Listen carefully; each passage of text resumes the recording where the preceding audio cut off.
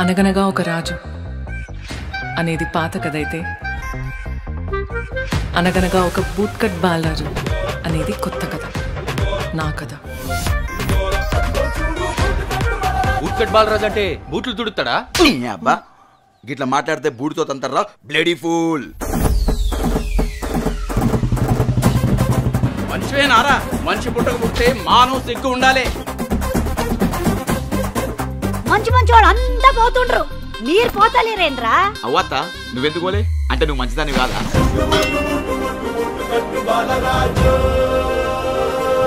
అవురా నిజం చెప్పు, కాలేజీకి తోవతో పొచ్చురులే. మా అమ్మకి మాట ఇచ్చినా సార్ ఈ సంవత్సరం బరాబర్ పాస్ అవుతా అని. కొంతమంది ఉంటారు తిననీకనే పుడతారు. నువ్వు కాబట్టి బతుకున్నావు, అదే వేరే వాడైతే ఎప్పుడో మందు దాగి చచ్చిపోతుండే. ఫీల్ అవుకో, ఈ ఊర్లోని బ్రాండ్ అలాంటిది.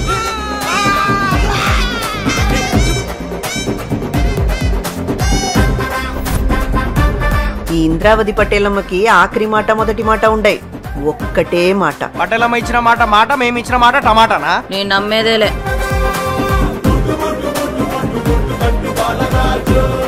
అమ్మాయిలు నువ్వు అనుకున్నంత మంచోళ్ళు కాదురా. నా పానం పోతుందంటే ఆగాకు తానం చేసి రెడీ అవుతా అనే టైపు రా. అంతే అంతే అంతే. విజయం వచ్చే ముంగట ఆగివని మామూలేరా. నా ఉసురుతాయి నాశనం అయిపోతారా. మీ మీద మన్ను వాడా మీ వెళ్తారుగా.